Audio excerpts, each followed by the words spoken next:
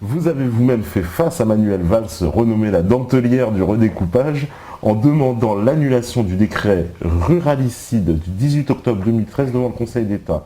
Avez-vous eu gain de cause pour éviter ce redécoupage des régions qui n'avait plus rien à voir avec nos régions? Non, malheureusement, non. Je n'ai pas eu de gain de cause, mais le combat continue, puisque nous saisissons le Conseil d'État et peut-être le Conseil constitutionnel, qui avait déjà été saisi, mais pas sur les vrais arguments. Ce que nous avons fait, nous avons posé le problème sous l'angle de l'égalité des citoyens sur l'ensemble du territoire. Ça, c'est une donnée fondamentale de la République, égalité pour tous sur l'ensemble du territoire.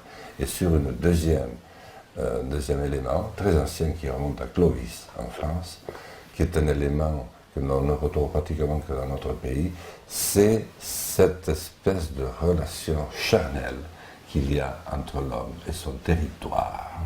Parce que nous avons, bien que nous ne soyons pas un très grand pays, nous sommes quand même un grand pays avec un espace considérable, je le disais tout à l'heure.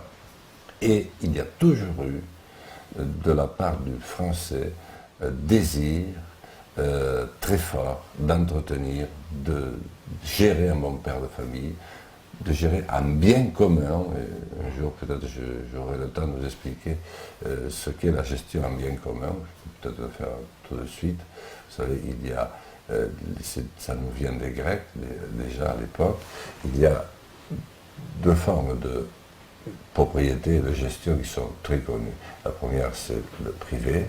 Je possède une propriété, je possède mon jardin, il est à moi, j'en fais ce que je veux.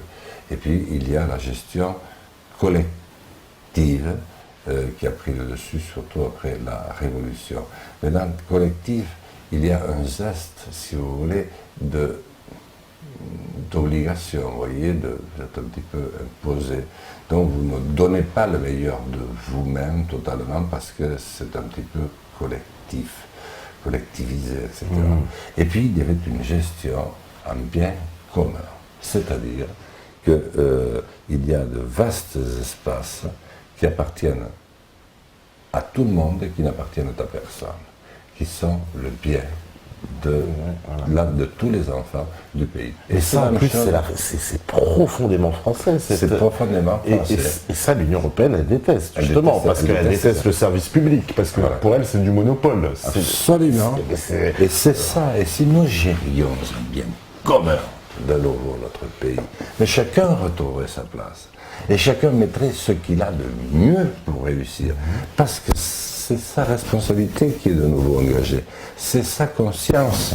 Et au lieu d'essayer de passer un petit peu à travers, parce que c'est un système trop collectif et qui se dit, tiens, je vais peut-être gagner un peu plus en faisant comme ça, il dit, mais non, c'est totalement idiot, parce que c'est l'ensemble que je fais perdre en faisant ça. C'est mon pays que je fais reculer en me comportant d'une manière aussi primaire.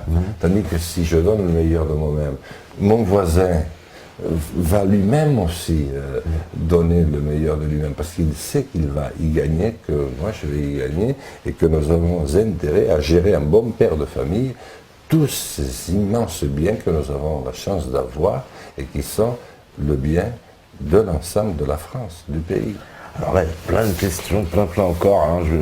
Désolé, je pourrais peut-être certainement pas tout lire tellement il y en a. Alors, on nous dit, alors ça c'est Gaylor. Alors, Gaylor, je le précise parce qu'on le connaît, hein, on le connaît depuis longtemps, c'est un membre de DLR et il nous dit bonsoir MetaTV, DLR, Debout la République, le mouvement de Nicolas Dupont-Aignan. Et il nous dit bonsoir MetaTV, bonsoir Tepa et Monsieur Lassalle, vous avez refusé la plupart des traités européens, signés non au TSCG, vous êtes assez proche des souverainistes, mais que faites-vous encore au Modem, sérieusement? Je vous ai envoyé plusieurs courriers, je n'ai jamais eu de réponse, alors je vous pose la question en direct, qu'attendez-vous vraiment pour sortir du lot et rejoindre Debout la République? L'heure est grave, Monsieur Lassalle, je pense que vous êtes un honnête homme, mais l'histoire se souviendra de vous comme celui qui n'a pas franchi le pas. Le CNR est possible et vous en seriez un fort symbole si vous rejoignez les patriotes sereins que nous sommes à DLR. Votre fidélité à Bayrou vous honore, mais nous parlons de la France, Monsieur Lassalle. Pour que vive la France, il faudra faire des choix. Quel sera le vôtre lors des européennes, en fait, il a voulu dire, lors de l'élection européenne? Mais c'est très fort ce qu'il dit. Comment vous l'appelez? C'est Gaylor. Gaylor Audi qu'il est en Bretagne. Et j'ai côtoyé tout au long de mon périple à travers la France beaucoup de militants de Debout la République, qui m'ont d'ailleurs accompagné d'une manière formidable. Et je me suis rendu compte de la réflexion qui était la leur, de l'engagement aussi, je l'ai dit d'ailleurs à Nicolas Dupont-Aignan. Mais ce que je veux vous dire, c'est que je ne peux pas changer du jour au lendemain. Que serais-je si je changeais? Je m'honore d'être parmi les très rares qui, depuis 40 ans, vivons une histoire avec Bayrou sans nous planter un couteau dans le dos. Et moi, je suis un de ceux qui rêvent que mes fils, que nos enfants, que les jeunes revêtent un jour la vie politique, le maillot de la politique, avec la même fierté qu'ils revêtent le dimanche après-midi le maillot de leur ville pour porter les couleurs. Mais ça ne peut pas se faire que s'il y a de mauvais exemples, que si on passe son temps à se trahir. Alors, malheureusement, on ne peut pas être d'accord sur tout. Et je ne partage pas tous les points de vue, loin s'en faut, du moderne, notamment sur la question européenne qui nous a beaucoup occupé ce soir. Mais de notre côté, je ne peux pas non plus du jour au lendemain dire, ben voilà, je suis autonome. J'ai engagé, je lui dis, Gaylor, vous l'avez, cher Gaylor, j'ai engagé une démarche en profondeur pour essayer de me faire une opinion et essayer de la croiser avec ce que pensent véritablement les Français. Eh bien, qu'est-ce que je vais faire pendant la campagne électorale? Je ne pourrai pas faire campagne, même si j'ai fait des campagnes assez timides pour l'instant sur les élections européennes. Je ne parle pas là des traités, mais je vais tout simplement, si je peux, si j'en ai les moyens, parce que financièrement je me suis quand même pas mal fatigué sur cette marche, et ma femme me le fait, Dieu merci, toucher les doigts. J'ai une femme exceptionnelle qui quand même a eu la patience et le courage d'attendre pendant 8 mois que je veuille bien revenir à la maison, c'est quand même assez exceptionnel. Et pendant cette campagne, j'irai en Grèce, j'irai en Espagne, je vais aller en Allemagne. J'ai besoin de comprendre, j'ai besoin, de la même manière que j'ai rencontré les Français, j'ai besoin de savoir ce que pensent les autres peuples. Et je vais mettre cette période à contribution pour voir ce que pensent les autres peuples. Et si par hasard, ils pensaient un peu comme nous, contrairement à ce qu'on nous dit. Vous voyez, au lieu de faire une campagne sur des thèses auxquelles je ne peux plus croire, parce que manifestement, c'est pas ça, eh bien, au lieu de changer totalement, comme l'ont fait d'autres politiciens avant moi, complètement de pistes, de s'engager, de s'engouffrer sans savoir où on va. Moi, je veux essayer de comprendre ce qui se passe ailleurs. Et je dirais ensuite, voilà ce qui se passe dans tel pays. Lorsque je participerai à des meetings en France, je dirais, mais voilà la situation. Pas forcément en Grèce ou en Espagne, parce qu'on me dirait, oui, mais là, vous choisissez que les cas extrêmes. Mais j'ai besoin de voir, parmi même l'Italie, des pays qui s'en sont sortis, mais j'ai besoin de savoir, eux, qu'est-ce qu'ils en pensent. J'ai besoin de savoir un petit peu le sentiment de tous les peuples. Alors voilà, quelle sera ma campagne. Je vais poursuivre, pas en marchant, là, je vais y aller en voiture, je vais y aller en avion, mais je veux aller écouter au plus profond, à la fois les États, mais au plus profond des peuples, pour savoir quel est leur vécu et leur ressenti. Et je crois que ça va continuer à éveiller ma conscience et que je vais aussi faciliter l'éveil d'autres consciences. Parce que moi je parle du principe qu'on ne peut rien faire par la force, on ne peut pas faire non plus les choses par des changements d'attitude trop brusques, parce que ça on est trop habitué. À quoi ça servirait que je fasse des promesses en disant je vais être maintenant férocement anti-européen, etc., si je n'ai pas ensuite les moyens de tenir cet objectif. Mais on peut imaginer par exemple que vous pourriez intégrer par exemple un nouveau Conseil national de la résistance avec d'autres formations politiques, d'autres personnalités? Ah oui, complètement. D'ailleurs, je pense que c'est ce qu'il faut faire. Et il faut l'adapter à notre situation actuelle. Nous ne sommes pas tout à fait dans la situation de 1945 où tout était pas très loin quand même, quoi. Pas très loin. C'est-à-dire on est plutôt à 1933, 1934, ce qui est encore plus grave. C'est ce qui est très grave. Et avant justement que ne se produise le drame terrible qui nous guette, eh bien, justement, essayons avec tous les hommes et les femmes de bonne volonté. Et il y a des résistants dans tous les camps, dans tous les groupes. Et c'est vrai que Debout la France, Debout la République, il y a l'UPR de François Célineau aussi, qui est un peu dans la même veine. Je connais moi, mais moi je suis tout à fait prêt à participer et je pense que ça c'est un des éléments, c'est un des moyens et celui-là au moins on le connaît parce qu'on connaît ses effets positifs. Ces hommes ont plus changé la France en un an ou deux qu'elle n'avait changé finalement en plusieurs décennies. Plusieurs décennies. Ça c'est clair. Alors il y a encore, parce que là on arrive sur la fin, il y a tellement de questions, je vous remercie, je ne pourrais pas tout poser, mais on nous demande aussi, alors est-ce que, ah oui voilà, il y avait une question sur l'Assemblée nationale qui était assez intéressante. On nous disait, Monsieur Lassalle, vos collègues ont-ils conscience de la réalité de la situation que vous constatez? Comment réagissent-ils à votre retour d'expérience? Alors ils ont plutôt bien réagi, mieux réagi que lorsque je suis parti. Parce que vous savez, pour partir, je vous assure, c'était pas très. J'ai fait une déclaration la veille, à 23h, le 9 avril, et je partais le 10 à 23h. Donc j'ai fait une déclaration pour expliquer pourquoi, mais je ne peux pas vous dire que j'ai été quand même transcendé par les applaudissements que ça suscite, et ça n'a rien suscité du tout. Et ma foi, j'ai rencontré ensuite beaucoup de députés sur le terrain. J'ai été reçu par tous les maires des grandes villes que j'ai rencontrées, à une ou deux exceptions près parce qu'ils n'étaient pas là. Mais j'ai rencontré aussi, je n'ai pas rencontré que le tiers-État, j'ai rencontré des préfets qui sont venus me voir discrètement sur des rendez-vous arrangés. J'ai rencontré des procureurs généraux de la République, donc la justice. J'ai rencontré des généraux de gendarmerie, dont on peut dire qu'ils soient légion. J'ai rencontré des commissaires de police, j'ai rencontré la plupart des élites du territoire, mais ils sont encore plus découragés, au fond, que la plupart du temps, que les citoyens qui sont sans rien, parce qu'ils voient que nous sommes sur une mauvaise route. Et j'ai vu un préfet qui m'a dit, moi je suis à 10 mois de l'acquis, j'espère que ça ne bougera pas, et que je pourrai partir à la retraite avant que ça ne tourne mal, vous voyez. Alors, pour revenir à cette question, moi j'avais besoin de constater cela.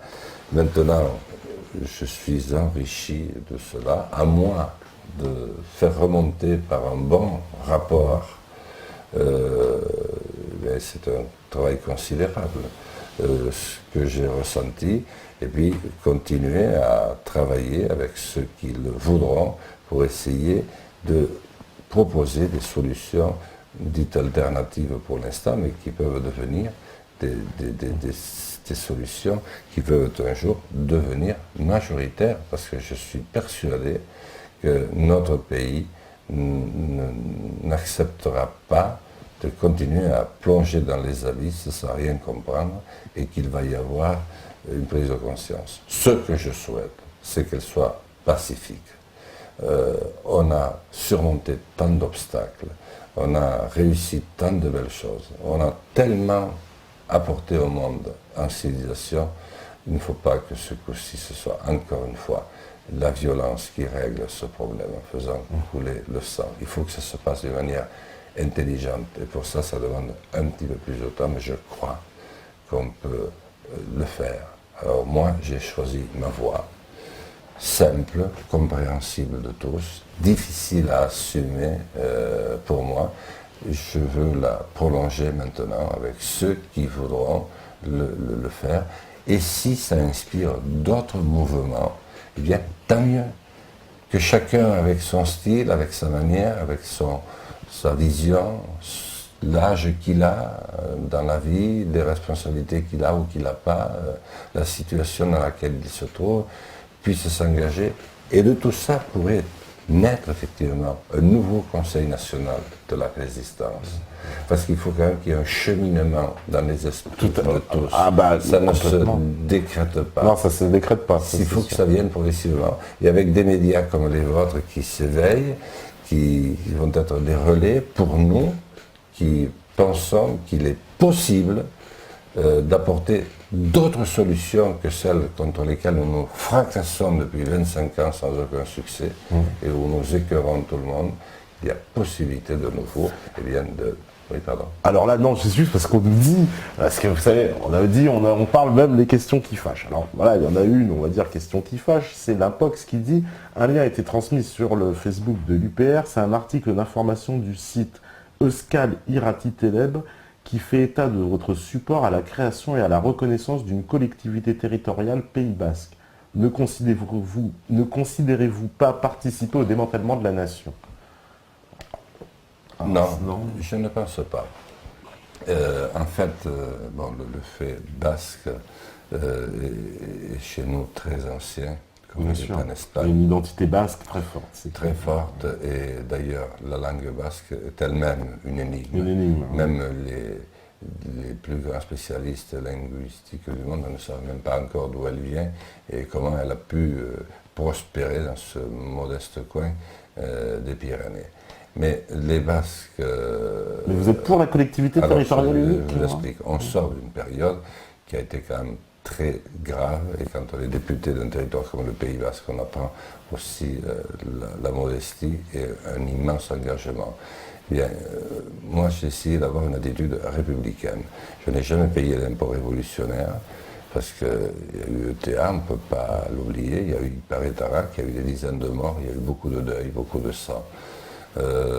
Et j'ai apporté tout ce que j'avais de meilleur avec un certain nombre d'amis de toutes les sensibilités pour que cela cesse.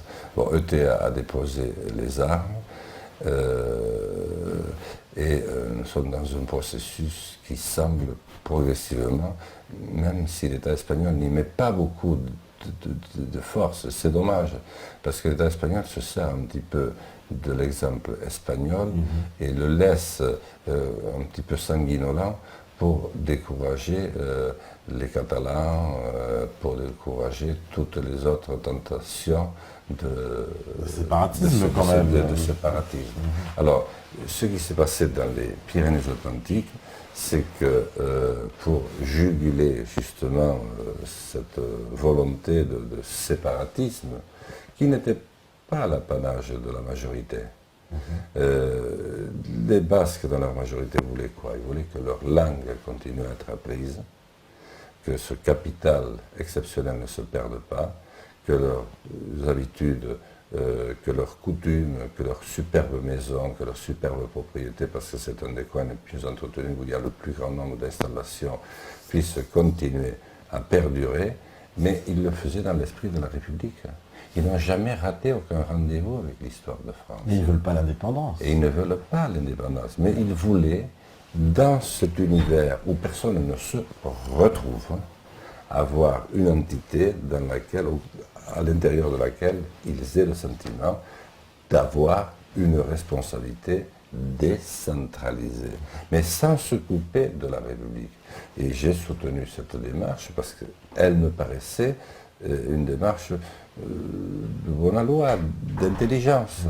Et c'est la raison pour laquelle je l'ai soutenue et je ne regrette pas de l'avoir fait. Si ça avait été une démarche de, comment je dirais, de coupure, de rejet de la République, de rejet de la France, je ne l'aurais pas fait. Mais c'était tout le contraire. Mais si on ne donne pas satisfaction à ces grands nombres, à ces majorités, vous donnez beaucoup de force aux nationalistes qui, eux, veulent constituer ces petites entités à des fins comment je dirais, de coupure, de césure. Oui, ça fait très peur parce que les gens pensent qu'effectivement ces projets de collectivité unique, c'est le début de la fin, entre guillemets, c'est une forme de séparation avec la France qui commence par là, petit à petit, quoi. On y va au ciseau, on va dire. Mais moi je ne le crois pas du tout. Je pense que, vous voyez, il y a eu l'exemple espagnol où ils sont passés du jour au lendemain du franquisme centralisé à ces grandes régions, parfois même euro-régions. Et aujourd'hui, ça se retourne contre eux parce qu'ils ont été trop loin. Alors, entre aller trop loin et ne rien faire, le juste milieu. Il faut trouver le juste milieu. Parce que la France, quand même, la France, elle s'est constituée, je l'ai dit tout à l'heure, en réunissant des peuples, des nations et même des États. Il faut quand même donner des respirations. Et je pense que le bon équilibre pour la France, c'est de reconstruire un État adapté, moderne, qui ne soit pas pléthorique, mais qui soit bien présent partout où il doit être. Et si on maille le territoire avec, comment je devrais dire, l'impartialité dont peut faire un État, peut faire preuve un État, mais dont ne peut pas faire preuve une collectivité locale qui est beaucoup trop politisée, trop politicienne, etc., on pourrait, et si dans le même temps on redonne une respiration aux provinces, eh bien on peut retrouver ce pas de danse qui est aussi un pas de vie qui a fait notre fortune. Parce que c'est ça qui a fait que nous sommes singuliers. Et au fond, les provinces, depuis le siècle, n'ont jamais, depuis qu'on a réglé le problème des Armagnacs et des Bourguignons, etc., n'a jamais eu de véritable velléité de se défaire. Et aujourd'hui, moins que jamais, je peux en témoigner.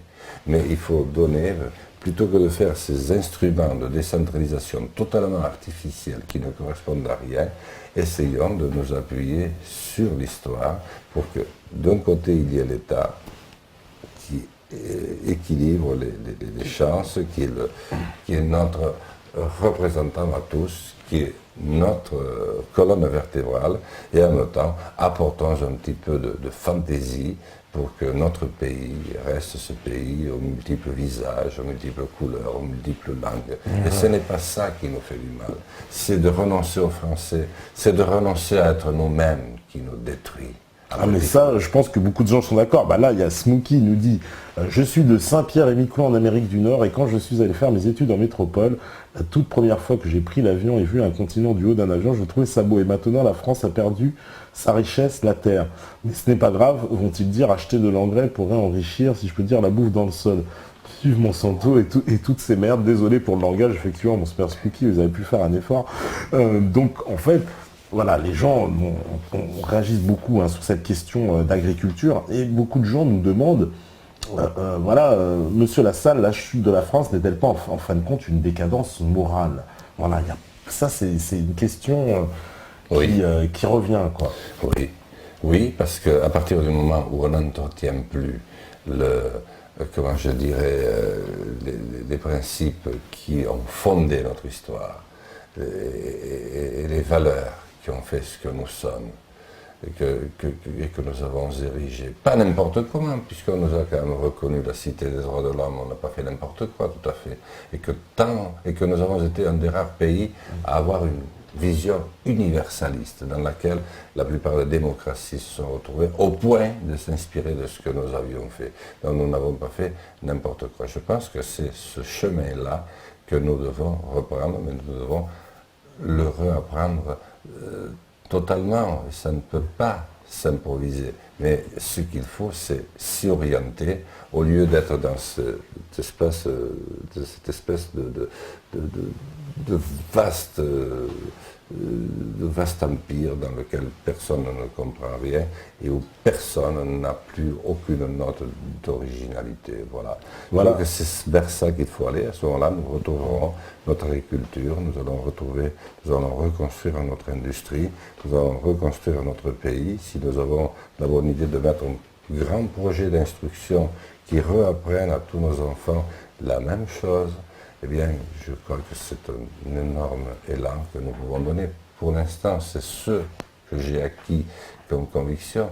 Je ne peux pas aller plus loin. Mais nous avons dans l'histoire les enseignements de ce que nous pouvons faire et de ce que nous ne devons pas faire. Mais ce qui est important, c'est de réagir.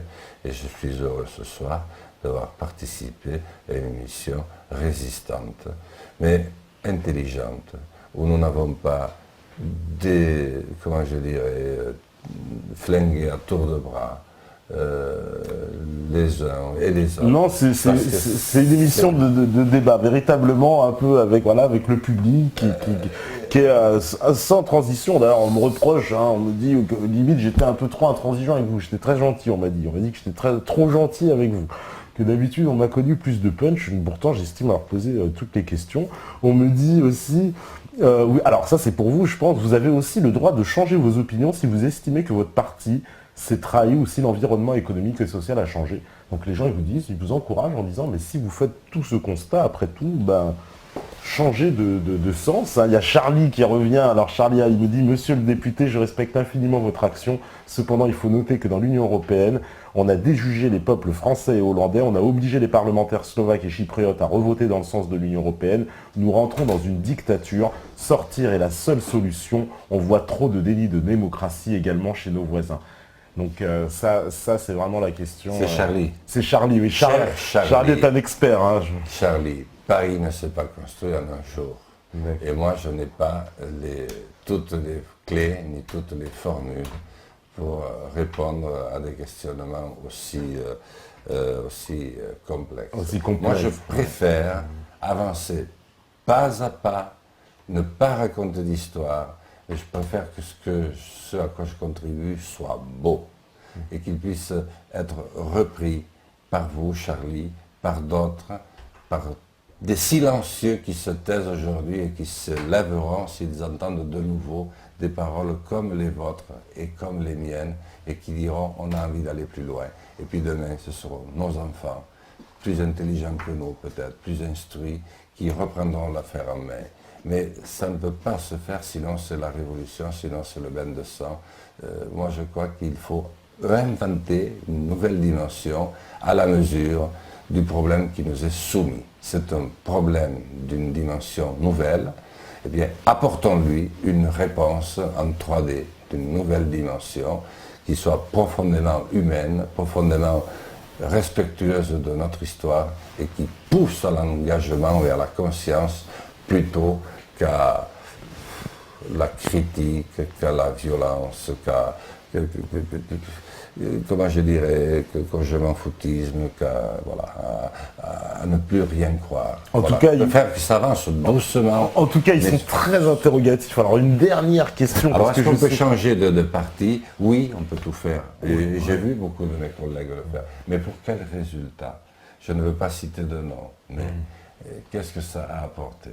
Une chose est certaine, c'est que j'aurais certainement... En tout cas, vous avez bien dit que vous pourriez participer à un CNR. Donc ça, c'est pas tombé dans l'oreille d'un sourd, en tout cas, j'imagine. J'ai du mal à siéger dans certaines assemblées, certaines parties dans lesquelles j'ai eu siégé dans le passé, connaissant ce qu'il en est aujourd'hui, et voyant qu'il n'y a aucune évolution de leur part dans ce qui semble se manifester sur notre pays, parce que c'est beau et c'est porteur d'encouragement. Mais, chers amis, n'allons pas plus vite que la musique, ne me poussez pas là où je ne sais pas encore où il faut aller. Je suis dans la situation que mon père décrivait, quand tu es encore dans le brouillard, que tu ne sais pas où est ton chemin, arrête-toi, le ciel va s'éclairer de nouveau, tu vas retrouver ton chemin, et si tu retrouves ton chemin et si tu marches, d'autres marcheront avec toi. Voilà, le chemin de Damas. Alors une dernière question, alors là c'est la mienne pour le coup, parce que là on ne pourra plus poser les questions, on arrive à la fin. Moi j'ai quand même une dernière question, je me serais voulu de ne pas vous l'avoir posée. Je connais l'appartenance du MoDem en fait à ce qu'on appelle l'Alliance démocratique, qui est une organisation qui regroupe certains partis américains, il me semble, et qui est alliée au MoDem au niveau européen. Et alors, j'avoue avoir été très étonné quand je suis allé chercher l'organigramme de cette organisation et que j'y ai retrouvé à sa tête une personnalité américaine très liée au service de renseignement américain, puisque c'était la personne qui s'était occupée qui était conseillère à la sécurité de Obama. Et donc j'étais assez étonné de ces liens, en fait, entre votre organisation et ce parti et cette proximité, puisque, vous le savez, il y a énormément, ce qu'on reproche aussi à l'Union européenne particulièrement, c'est cette influence justement constante des milieux anglo-saxons sur toutes les organisations, y compris en France, parce qu'on pourrait parler de la French American Foundation, on pourrait parler de toutes ces organisations qui ont une énorme influence sur certains partis politiques français ou certaines organisations syndicales même, comme FO, on sait, qui a été monté en 1945 avec les fonds de la CIA, autant le dire, c'était les services de renseignement américains. Je voudrais savoir c'est quoi la nature de cette alliance entre le MoDem et cette alliance démocratique américaine. Parce que je ne connais pas la nature de la relation entre les deux organisations, mais j'étais assez étonné de constater le CV de la personne qui est en charge du côté américain. Quel est votre prénom? Patrick. Cher Patrick. Écoutez, je ne connais pas, c'est pour ça que j'ai demandé votre prénom, Patrick. Très sincèrement, je ne connais pas la nature de personne. Non, mais même de la relation qui nous unit. Cette alliance démocratique, cette fameuse démocratique. Voilà. Je n'en ai pas parlé, je vous promets que je vais me renseigner dès demain pour savoir, mais je préfère dire la vérité. Moi, je vous dis, allez observer le CD de cette dame. Par contre, je crois qu'il y a dans notre génome, dans le génome centriste et du MoDem, il y a eu une forme de fascination de Kennedy. Depuis, vous savez, Jean Le Canuet, lorsqu'il s'est présenté, a été un petit peu, c'était le Kennedy français. Puis à chaque fois, mais certains me disaient même, par indiscrétion, que Jean Le Canuet était un agent, un peu au même titre que Jean Monnet, Robert Schuman, parce que ça, c'est des choses qui ont été établies, que ces gens-là étaient sous influence. Et il semble que Le Canuet était un peu mis dans les pattes de De Gaulle pour un peu biaiser cette présidentielle. Alors ça, je ne peux pas savoir. Mais je n'ai pas la preuve absolue, j'avance, mais moi, je dis que nous avons été fascinés, autant que les autres partis, par les États-Unis. D'ailleurs, nous avons le vertige américain, nous l'avons vu pour l'Europe, nous continuons à l'avoir. Pourtant, quand on regarde l'Amérique, je pense qu'il n'y a pas, ça ne fait pas, c'est pas à la hauteur de l'histoire de nos peuples. Alors ça vient peut-être de là, je ne sais pas, je vais me renseigner. En tout cas, moi je ne me reconnais pas du tout dans cette filiation, ni dans cette relation. J'estime que nous avons une formidable histoire, que sans nous, les États-Unis n'auraient peut-être jamais accédé à l'indépendance. Ils nous ont ensuite bien aidés par la suite, mais chacun doit garder quand même sa part d'histoire. Nous sommes tous différents, nous devons garder notre histoire et c'est comme ça que nous établirons au grand jour, sans se cacher si ces choses-là existent dans l'ombre, au grand jour, et que tout le monde puisse connaître des contrats de partenariat et d'amitié, parce que ça c'est une belle et bonne chose. Mais en transparence, pas dans le dos des peuples. Pas dans le dos des gens, et surtout sans savoir si c'est bien ou pas bien, sans que l'on puisse en juger et sans que les citoyens puissent en juger. Voilà. Eh ben, merci beaucoup, Jean Lassalle, d'être venu sur Méta TV. Vous revenez quand vous voulez, vous êtes le bienvenu. Là, je pense que vous ne serez pas contre, chers métanautes. En tout cas, c'était une soirée fort intéressante, comme quoi, voilà, on peut ouvrir le débat. C'est la première fois que nous recevions un député. Vous êtes le premier député à être venu à Méta TV. Je ne vais pas être le dernier. Je pense que vous ne serez pas le dernier, je l'espère en tout cas, mais en tout cas, vous serez toujours le bienvenu. Et merci beaucoup d'être venu sur notre média. Demain, on va se retrouver ici, même heure, même endroit. Nous accueillerons Patrick Burenstenas. Donc il s'agit d'un alchimiste. Vous voyez, on va changer de registre, peut-être bien que l'Europe a besoin d'une alchimie, en tout cas. Et voilà, donc on se retrouve demain à partir de 21h sur metatv.org. Merci beaucoup Jean Lassalle. On remercie la régie, il y a Lies, il y a Stéphane, il y a Michael, il y a tout le monde qui était là. Merci à vous, salut les métanautes, à demain. Et bravo pour votre courage.